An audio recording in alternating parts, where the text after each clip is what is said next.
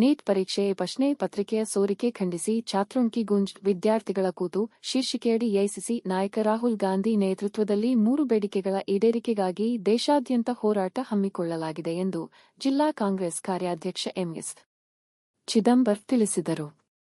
ಸುದ್ದಿಗೋಷ್ಠಿಯಲ್ಲಿ ಮಾತನಾಡಿದ ಅವರು, ನೀಟ್ ಪರೀಕ್ಷೆ ಪ್ರಶ್ನೆ ಪತ್ರಿಕೆಯ ಸೋರಿಕೆಯಿಂದಾಗಿ ಲಕ್ಷಾಂತರ ವಿದ್ಯಾರ್ಥಿಗಳಿಗೆ ಅನ್ಯಾಯವಾಗಿದೆ.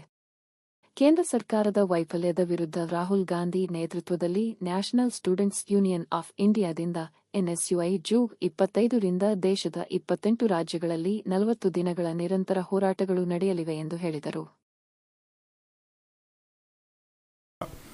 ಇವತ್ತು ವಂಚನೆಗೆ ಒಳಗಾಗಿದ್ದಾರೆ.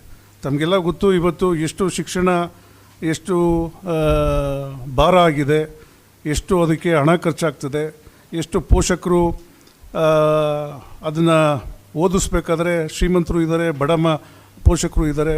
ಆಮೇಲೆ ಮಕ್ಕಳುಗಳು ಕೂಡ ಒಂದು ನೀಟು ಮೆಡಿಕಲ್ ಮಾಡಬೇಕು ಅಂತ ಉದ್ದೇಶದಿಂದ ಭಾಳ ಶ್ರಮಪಟ್ಟು ತಮ್ಮ ಒಂದು ಓಡಾಡುವಂಥ ವಯಸ್ಸಿನಲ್ಲಿ ಇವತ್ತು ಹಾಸ್ಟೆಲ್ಗಳಲ್ಲಿ ಮನೆಗಳಲ್ಲಿ ಕೂತು ಅವರು ವಿದ್ಯಾಭ್ಯಾಸ ಮಾಡಿ ಏನೋ ಒಂದು ಆಕಾಂಕ್ಷೆ ಇಟ್ಕೊಂಡು ಬರೆದಂಥ ಸಂದರ್ಭದಲ್ಲಿ ಅದನ್ನು ಹೊಣೆ ಯಾರು? ಕೇಂದ್ರ ಸರ್ಕಾರ.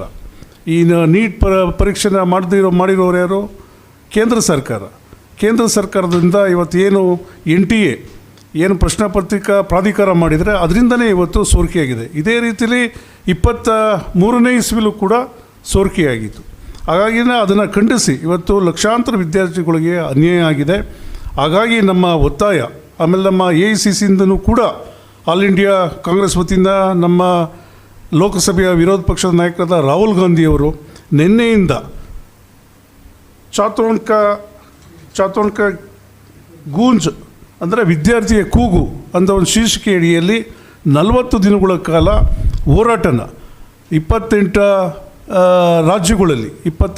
ರಾಜ್ಯಗಳಲ್ಲಿ ನಗರ ವ್ಯಾಪ್ತಿಗಳಲ್ಲಿ ಓದುವಂಥ ವಿದ್ಯಾರ್ಥಿಗಳನ್ನ ಅವ್ರನ್ನ ಮಾತಾಡಿಸೋ ಮುಖಾಂತರ ಈ ಸಂಪೂರ್ಣ ಏನು ಪ್ರಶ್ನೆ ಪತ್ರಿಕೆ ಸೋರಿಕೆಯಾಗಿದೆ, ಭ್ರಷ್ಟಾಚಾರ ಆಗಿದೆ, ಅದರ ವಿರುದ್ಧ ಹೋರಾಟನ ಮಾಡ್ತಾಯಿದೆ. ಹಾಗಾಗಿ ನಮ್ಮ ಒತ್ತಾಯ ಏನು ಕೇಂದ್ರ ಸರ್ಕಾರದ ಸಚಿವರಿದ್ದಾರೆ, ಧರ್ಮೇಂದ್ರ ಪ್ರಧಾನ್, ಈ ಒಂದು ನೈತಿಕತೆ ಹೊಣೆಯನ್ನು ಹೊತ್ತು ಅವರು ರಾಜೀನಾಮೆ ಕೊಡಬೇಕು.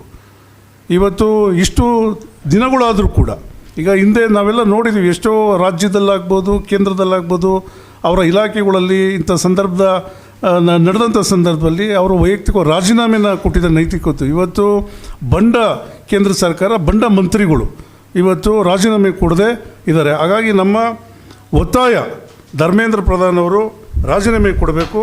ಹಾಗೆ ನಮ್ಮ 3 ಬೇಡಿಕೆಗಳು,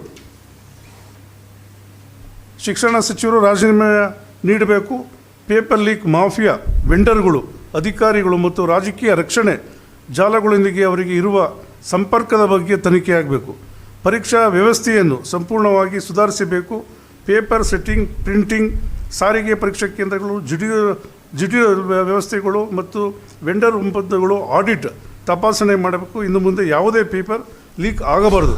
3ನೇದು ನಿರ್ದಿಷ್ಟ ವಾರ್ಷಿಕ ಪರೀಕ್ಷೆ ಮತ್ತು ನೇಮಕಾತಿ ಕ್ಯಾಲೆಂಡರ್ ಜಾರಿಗೆ ತರುವ ಪರೀಕ್ಷಾ ದಿನಾಂಕಗಳು, ಫಲಿತಾಂಶ ದಿನಾಂಕಗಳು ಮತ್ತು ಉದ್ಯೋಗ ಸೇರುವ ಸಮಯವನ್ನು ಮುಂಚಿತವಾಗಿ ಘೋಷಿಸಬೇಕು ಮತ್ತು ಅದನ್ನು ಕಡ್ಡಾಯವಾಗಿ ಪಾಲಿಸಬೇಕು. ಇವು ನಮ್ಮ AICCಯ ನಮ್ಮ ಪಕ್ಷದ 3 ಪ್ರಮುಖ ಬೇಡಿಕೆಗಳು.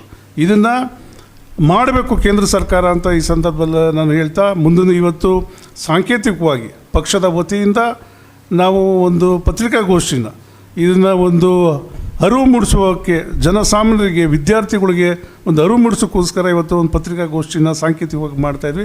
ಮುಂದಿನ ದಿನಗಳಲ್ಲಿ ಇದೇ ವಿಚಾರದ 40 ದಿನಗಳ ಕಾಲ ಇದು ದೇಶವ್ಯಾಪ್ತಿ ಹೋರಾಟ ನಡೀತದೆ ವಿದ್ಯಾರ್ಥಿಗೋಸ್ಕರ.